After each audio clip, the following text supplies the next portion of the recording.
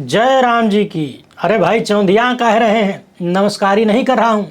आपको ये बताने आया हूँ कि कैसे राम जी के नाम पर नॉन बायोलॉजिकल जी की सरकार ने देश भर के सबसे गरीब मजदूरों को चूना लगाने की तैयारी कर लिया है। और सिर्फ चूना ही नहीं, इस बार तो जर्दा कत्था सब एक साथ लगने वाला है। देश के छोटे व्यापारियों, किसानों, नौजवानों और महिला पहलवानों के बाद अब सबसे गरीब मजदूरों का नंबर आया है। साल 2000 के बाद यदि भारत में सरकारों की बात होगी तो कहा जाएगा कि एक तो डॉक्टर साहब आए थे प्रधानमंत्री बन के सत्ता के खिलाफ, अपनी ही सत्ता के खिलाफ देश की जनता को यानी आपको अधिकार देते थे। उन्होंने आपको कौन कौन से अधिकार दिए जरा याद करिए। सूचना का अधिकार, सूचना देने वाले को सुरक्षा का अधिकार, शिक्षा का अधिकार, भोजन का अधिकार, रोजगार का अधिकार, जंगल जमीन का अधिकार, लोकपाल, घरेलू हिंसा से महिलाओं को सुरक्षा का अधिकार, भूमि अधिग्रहण, सहमति और मुआवजे का अधिकार।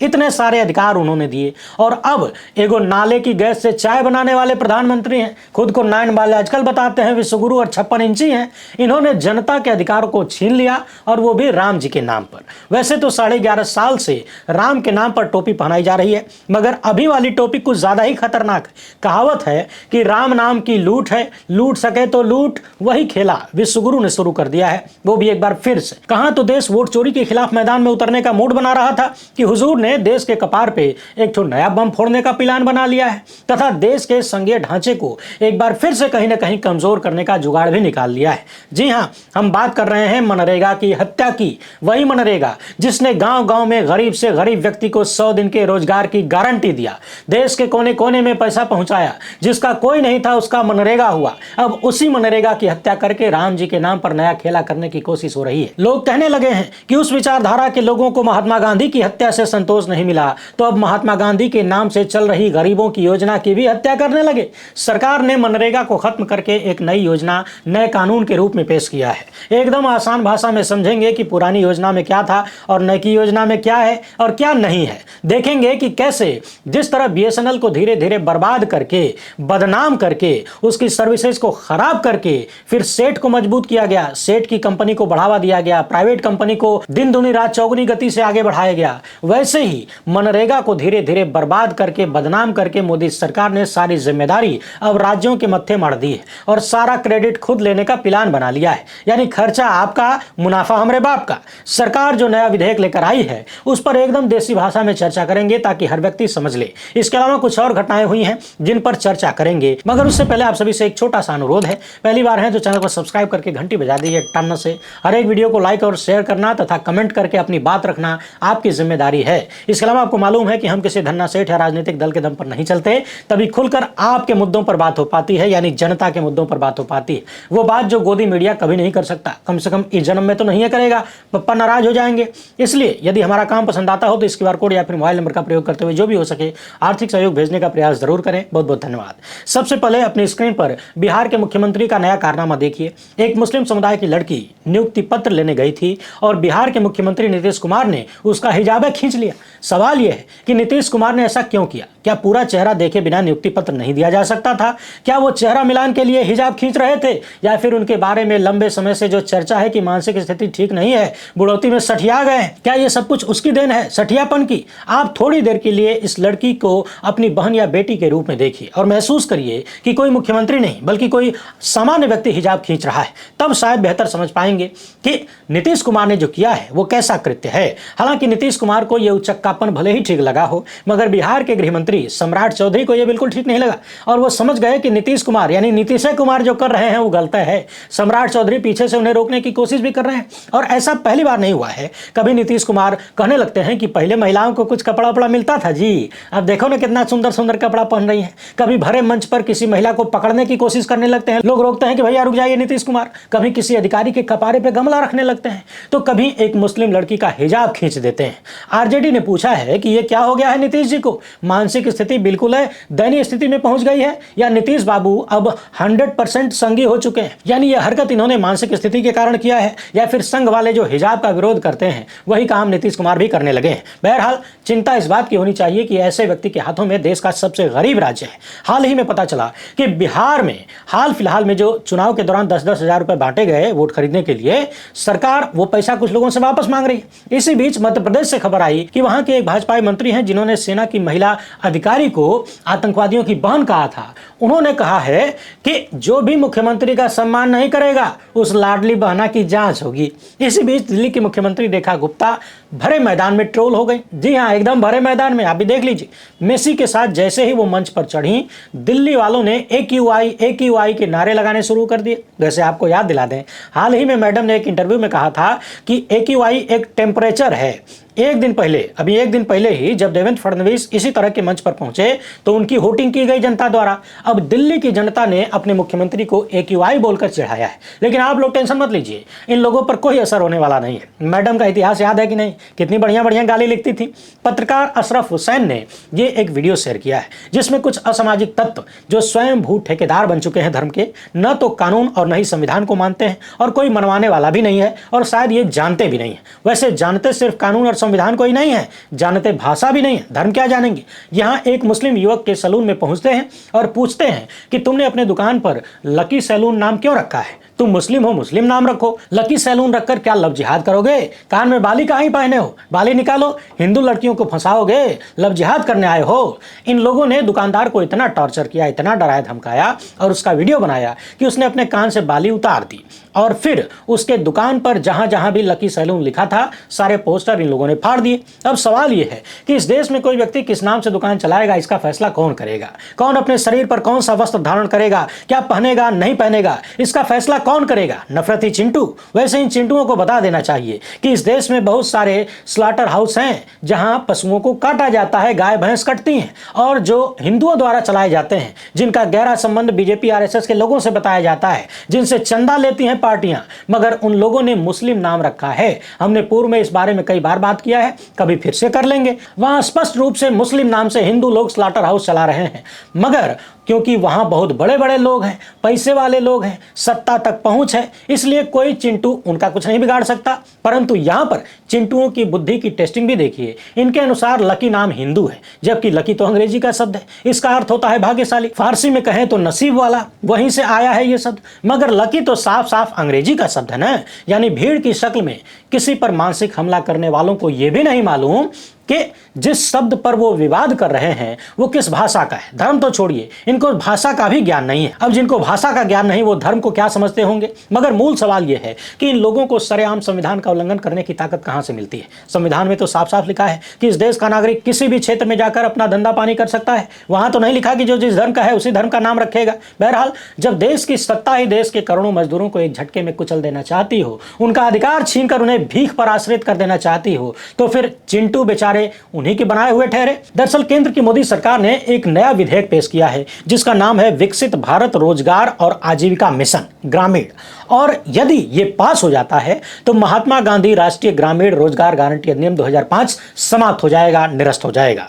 समझने वाली बात यह है कि पहले तो मनरेगा से महात्मा गांधी का नाम हटाने की बात सामने आई थी। महात्मा गांधी की जगह पूज्य बापूजी जोड़े जा रहे थे। लोगों ने पूछा कि ये बापूजी कौन है, पूज्य बापू महात्मा गांधी हैं या फिर आसाराम है? लेकिन अब उससे भी बड़ा खेला हो गया है, और वो भी राम जी के नाम पर। इस योजना का शॉर्ट फॉर्म होता है BVG राम जी। और अब इस योजना का फुल फॉर्म देखिए, जो देश के गरीबों का फॉर्म बिगाड़ने वाला नजर आता है। कहा जा रहा है कि नाम में भले ही रोजगार गारंटी है, लेकिन नए कानून में मजदूरों के अधिकारों को मोदी सरकार कमजोर कर रही है और अपने हाथों को मजबूत कर रही है। मोदी सत्ता ने नया विधेयक पेश किया है। अगर ये पास हो गया तो क्या क्या होगा देख लीजिए। पिछले कई साल से चर्चा हो रही थी कि मनरेगा मजदूरों की मजदूरी कम है, उसको बढ़ाया जाना चाहिए। कम मजदूरी के साथ साथ समय से मिलती भी नहीं है, इसको भी ठीक करने की जरूरत है। इन सब के अलावा लोगों को काम भी नहीं मिल रहा था। यानी ढेर सारी समस्याएं पिछले कुछ सालों में विश्वगुरु की सरकार ने मनरेगा को लेकर शुरू कर दी थी। जी हां, मनरेगा की जो भी समस्याएं हैं वो अपने से पैदा नहीं हुई, बल्कि मोदी सरकार की गलत नीतियों के कारण जन्मी है या फिर पैदा की गई हैं। और अब देखिए, अगर गलत नीतियों के कारण कोई योजना ठीक से काम नहीं कर पा रही हो और लोगों को लाभ नहीं मिल पा रहा हो तो उसको सुधारना चाहिए। लेकिन अगर सुधार दिया जाए तब कहेगा विश्वगुरु। पहले ही मजदूरी का कम होना, मजदूरी देर से मिलना, काम न मिलना मिलना समस्या थी। उसके बाद डिजिटल के नाम पर आधार और बायोमेट्रिक तथा मोबाइल ऐप की वजह से गरीब मजदूर और भी दूर हो गए। जरा सोचिए, जहां गरीब को लाभ देना है वहां डिजिटल इंडिया जरूरी है, भले इसकी वजह से गरीब का नुकसान हो जाए, लेकिन जहां उसी गरीब को वोटिंग का राइट देना है, राइट बचाना है, वहां केंचुआ डिजिटल लिस्ट पढ़ने योग्य नहीं दे पाता है। बहरहाल पुरानी योजना को पिछले कई साल से मेहनत करके हुजूर ने 18-18 घंटे काम करके खराब किया और अब नई योजना लेकर आए हैं। आप देखिएगा, पूरी की पूरी भाजपा और गोदी मीडिया इस योजना की केवल एक लाइन को बार बार दोहराएगा कि पहले 100 दिन की गारंटी थी, अब 125 दिन की है। मगर मूल बात यह है कि पहले 100 दिन की गारंटी थी, अब 125 दिन का झांसा है। जानते हैं कहां है? क्योंकि जब 100 दिन की गारंटी थी तब भी औसतन परिवारों को मात्र 45 दिन का ही काम मिलता था और सिर्फ 7% परिवार ही देश में हैं जिनको 100 दिन का काम पूरा मिलता था। यानी जब 100 दिन की गारंटी थी तब भी मोदी सरकार 93% लोगों को, गरीबों को 100 दिन का काम नहीं दे पा रही थी। ऊपर से पैसा भी देरी से मिल रहा है, तमाम समस्याएं। और अब इनका दावा है कि हम 125 दिन के काम की गारंटी दे रहे हैं। सवाल यह है कि जब 100 दिन की गारंटी पूरी नहीं कर पाए तो 125 दिन की कहां से करोगे? और आपके मन में आ रहा होगा कि कुछ तो प्लान बनाया होगा इन्होंने, तो सुनिए कि प्लान क्या है। प्लान यह है कि राज्यों के कंधे पर बंदूक रख के चलाना है। नई योजना में कागज पर तो संख्या बढ़ा दी गई, 100 को 125 हो गया और जमीन पर काम की नहीं, झांसे की गारंटी है। और जहां तक बात गारंटी यानी अधिकार की है, वहीं पर सबसे बड़ा हमला हुआ है। डॉक्टर मनमोहन सिंह जी की सरकार ने देश के मजदूरों को अधिकार दिया था, यानी मजदूर कंधे पर फावड़ा रख के, माथे पर पगड़ी बांध के, छाती ठोक कर कह सकता था कि मैं इस देश का मजदूर हूं, मुझे काम दो। सरकार कहती है कि चलो भैया काम करो, तुम्हारा अधिकार है। यानी मजदूर का काम था काम मांगना और सरकार की जिम्मेदारी थी काम देना। लेकिन नई योजना में देश के मजदूरों को काम का अधिकार नहीं है, बल्कि ये आजीविका फ्रेमवर्क में भागीदारी जैसी चीज है, यानी सरकारी कृपा है। देसी भाषा में कहें तो भीख है। मेरी मर्जी होगी तो दूंगा, नहीं होगी तो नहीं दूंगा, चल निकल। जैसे राह चलते कोई भिखारी मिल जाए तो आपको कनपट्टी पे बंदूक सटा के नहीं भीख मांगता है, गिड़गिड़ाता है ना। आपकी मर्जी होगी तो देंगे, नहीं होगी तो नहीं देंगे। वही हाल अब इस देश के मजदूरों का भी होने वाला है। तो असल में डॉक्टर साहब ने देश के मजदूरों को अधिकार दिया, यानी पिछली कांग्रेस की सरकार ने मजदूरों को अधिकार दिया और हमारे विश्वगुरु अधिकारों को छीनकर एक सरकारी कृपा पात्र के रूप में मजदूरों को रखना चाहते हैं। डॉक्टर मनमोहन सिंह की सरकार ने जो कानून बनाया वो योजना मांग पर आधारित थी, यानी लोग काम मांगेंगे तो सरकार को काम देना ही होगा, चाहे जहां से ला कर दे, और जितना काम देगी उस हिसाब से पैसा देना होगा। यानी सरकार ये नहीं कह सकती थी कि हमारे पास पैसा खत्म हो गया है, हम काम नहीं देंगे, 100 दिन का काम देना ही था। मगर अब चुपचाप सरकार ने जुगाड़ बना लिया है कि मेरी मर्जी, मैं चाहे काम दूं, मैं चाहे ना दूं, मेरी मर्जी। काम देने से अर्थ बजट देने से है। यानी पहले यह था कि अगर मजदूर काम मांग रहा है तो उसका अधिकार है, काम देना पड़ेगा। भले ही सरकार को बजट बढ़ाना पड़े, फिर से बजट आवंटित करना पड़े तो बढ़ाया जाएगा। लेकिन अब क्या है, नई योजना में केंद्र सरकार पहले ही ये तय कर देगी कि किस राज्य को कितना पैसा मिलेगा, और यदि वो राज्य उस बजट से ज्यादा काम करवाता है, यानी मजदूर काम मांग रहे हैं और राज्य में काम दे दिया, तो उसका भुगतान राज्य अपनी तरफ से करेगा। यानी अब आप काम मांगते रहिए, आपको काम मिलेगा नहीं यदि बजट खत्म हो गया है तो। और यदि किसी राज्य ने अपनी तरफ से काम देना चाहा तो वो अपने खर्चे पर दे। अब बात जहां तक खर्चे की आई है तो उसे भी समझिए। मनरेगा में 100% मजदूरी केंद्र सरकार देती थी और सामग्री का 75% केंद्र देता था। मगर नई योजना में 60-40 का फार्मूला लगा दिया गया है, यानी राज्यों पर अतिरिक्त बोझ डाल दिया गया है। नतीजा क्या होगा, जो गरीब राज्य हैं वो काम कम देंगे। और आपको भी पता है, जो राज्य जितना गरीब है वहां उतना ज्यादा काम चाहिए, क्योंकि राज्य गरीब तभी है जब वहां की जनता भी ज्यादातर गरीब है, और गरीब है तो मजदूर है। वैसे आप इस मामले को सीधे सीधे बिहार के खिलाफ भी ले सकते हैं। बिहार देश का सबसे गरीब राज्य है, यानी सबसे ज्यादा मजदूर भी वहां पर है। चुनाव से पहले पैसे बांट बांट के वोट खरीदे गए और अब देश के सबसे गरीब राज्य को ही सबसे बड़ा झटका मिलने वाला है। और यदि राज्य पैसा खर्च करने में सक्षम नहीं होगा तो मजदूरों को काम नहीं दे पाएगा। वहीं इस नए कानून में कागज पर कहा गया है कि ग्राम पंचायत योजना बनाएगी, लेकिन हकीकत यह है कि हर काम को विकसित भारत राष्ट्रीय ढांचा पीएम गति शक्ति मास्टर प्लान से जोड़ दिया गया है। मतलब पंचायत अब खाली नाम की रहेगी, सारे फैसले दिल्ली से होंगे। यहां भी सीधे सीधे समझिए कि महात्मा गांधी का जो सपना था गांव सरकार का, ग्राम पंचायतों को मजबूत करने का, उस सपने की हत्या सीधे सीधे नरेंद्र मोदी की सरकार करना चाहती है और ग्राम पंचायत से सब कुछ छीन लेना चाहती है, उसके अधिकारों को खत्म करना चाहती है। दिल्ली के मुट्ठी में रखना चाहती है। टेक्नोलॉजी के नाम पर मजदूरों का काम रोकने की एक कवायद इसे कहा जा सकता है। वहीं इस नई योजना में मोबाइल से निगरानी होगी, बायोमेट्रिक हाजिरी लगेगी, एआई यानी आर्टिफिशियल इंटेलिजेंस के आधार पर निगरानी की जाएगी। जबकि हमने देखा है कि डिजिटल इंडिया के नाम पर धोखाधड़ी तो कम नहीं हुई, हाँ गरीब मजदूर बाहर जरूर हो गए। शुद्ध भाषा में कहें तो पिछले 5 साल से जिस तरह से मनरेगा को कमजोर किया जा रहा था, अब उसे कानूनी जामा पहनाने का प्लान बन चुका है। इतना ही नहीं, नए कानून में मौसम के नाम पर 60 दिन तक कार्य का निलंबन हो सकता है, यानी 60 दिनों तक मौसम के नाम पर काम को रोका जा सकता है। अब तक ऐसा नहीं था। यानी सीधे सीधे कहिए तो सरकारी काम रोककर अब मजदूरों को मजबूर किया जाएगा कि वो निजी खेतों में जाकर कार्य करें, उनका ज़्यादा से ज़्यादा शोषण हो और उन्हें और ज़्यादा गरीब बनाया जा सके। ये नया कानून केंद्र सरकार को खूब सारी ताकत दे देता है और राज्यों तथा मजदूरों से अधिकार छीन लेता है। ये नया कानून मनरेगा का औपचारिक अंत है, रोजगार को अधिकार से बदलकर एक सामान्य योजना बना देता है, विकसित भारत के नाम पर गरीबों की गारंटी खत्म करता है। वैसे सवाल यह भी है कि क्या अलग अलग योजनाओं में विकसित भारत लिख देने से भारत विकसित हो जाएगा? और यदि ऐसा है तो जरा पता लगाया जाना चाहिए कि दुनिया में जितने भी विकसित देश हैं, क्या उन्होंने अपनी योजनाओं में विकसित शब्द जोड़ा था? भारत के प्रधानमंत्री को विदेशों में घूमने का बहुत शौक है। पहले बहुत ज्यादा घूमते थे, बाद में पता चला कि विदेशियों का इनसे मन भर गया है। मगर फिर भी क्या हुजूर बताएंगे कि दुनिया भर के विकसित देश जैसे America, Canada, Germany, France, Britain, Italy, Spain, Netherlands, Switzerland, Japan, Singapore, Israel, दक्षिण कोरिया, ऑस्ट्रेलिया, न्यूजीलैंड और भी जितने हैं, क्या इनमें से किसी ने भी विकसित होने के लिए अपनी योजनाओं में विकसित शब्द जोड़ा था? विकसित शब्द को या फिर विकसित देश का प्रचार किया था? साथ ही साथ पता यह भी लगाया जाना चाहिए कि क्या इन्होंने अपने शहरों को स्मार्ट बनाने में योजनाओं का नामकरण करते हुए स्मार्ट सिटी लिखा था? स्मार्ट सिटी का प्रचार किया था क्या? कुल मिलाकर समझने वाली बात यह है कि जो व्यक्ति काम नहीं करता ना, वो नाम से काम चलाता है। भला महात्मा गांधी राष्ट्रीय ग्रामीण रोजगार गारंटी को हटाकर विकसित भारत रोजगार और आजीविका मिशन कर देने से, यानी विकसित भारत जोड़ देने से कौन सा देश विकसित हो जाएगा? हालांकि मुझे लगता है कि मोदी सरकार ने यहां पर थोड़ी सी गलती कर दी। उन्हें इस योजना के तहत देश के सभी मजदूरों का ही नाम बदल देना चाहिए। सबके नाम के आगे professor, doctor, CEO, advocate, justice ये सब जोड़ देना चाहिए। अगर नाम से ही सब कुछ होना है तो मजदूर को मजदूर क्यों कहा जाए? हम उसे ही प्रधानमंत्री रामू काका बुला दें, जस्टिस महेश राम बुला दें, चाहे कर्नल राम बाबू क्यों ना बुलाएं। अगर टोपी ही पहनानी है तो बड़ी वाली पहनाइए, ऐसी पहनाइए जो सबको दिखे, जिसका ज्यादा असर हो जाए। जरा सोचिए, जो सरकार पिछले 5 साल में धन्ना सेठों का 6,15,000 करोड़ रुपया राइट ऑफ कर देती है, एक तरह से माफ कर देती है, वो देश के मजदूरों का पैसा दबाकर खा जाना चाहती है। वो देश के मजदूरों को उनका हक नहीं देना चाहती। विश्वगुरु केवल अपने मित्र को ही सारा रोजगार दे देना चाहते हैं। खबर है, चर्चा है कि अभी विदेश गए हैं, वो भी मित्र के लिए। देश का किसान, देश का गरीब अधिकार विहीन होना चाहिए और सरकारों के फेंके हुए टुकड़ों पर पलते रहना चाहिए। इसे ही कहते हैं कानून के माध्यम से गुलाम बनाना।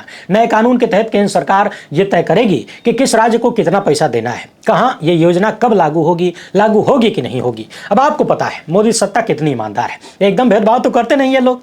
तो इसका परिणाम यह होगा कि भाजपाई सत्ता को बलभर पैसा दिया जाएगा और विपक्ष शासित राज्यों को ठेंगा दिखा दिया जाएगा, ताकि वहां की जनता परेशान हो, वहां की सरकार से यानी विपक्षी पार्टियों की सरकार से नाराज हो। जैसे पश्चिम बंगाल में याद करिए, कई साल से वहां का बकाया मनरेगा का पैसा नहीं दिया गया, करोड़ों मजदूर परेशान होंगे तो ममता बनर्जी की सरकार को गरियाएंगे।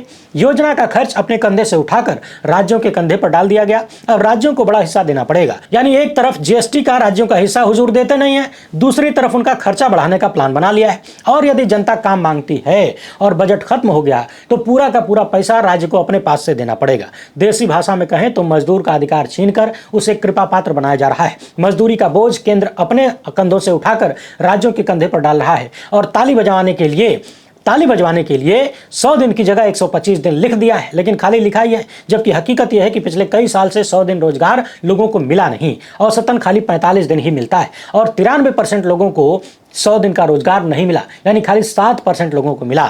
जिनको मिला भी उनमें से ज्यादातर को पैसा भी नहीं मिला समय से। बाकी देखते जाइए इस योजना को लेकर संसद में कौन किसके साथ खड़ा होता है, यानी कौन मजदूरों के साथ और कौन अपनी दबी हुई नस बचाने के लिए सत्ता के साथ खड़ा होता है। वैसे एक फार्मूला है, यदि बचवा टॉफी मांग रहा है ना तो उसको उठा के अलमारी के ऊपर बैठा दीजिए। अब वो टॉफी मांगना छोड़ के कहेगा कि पहले अलमारी से उतारो। उस नजरिए से भी इसे देखना जरूरी है। अब आपकी जिम्मेदारी है कि वीडियो को ज्यादा से ज्यादा लोगों तक पहुंचाएं।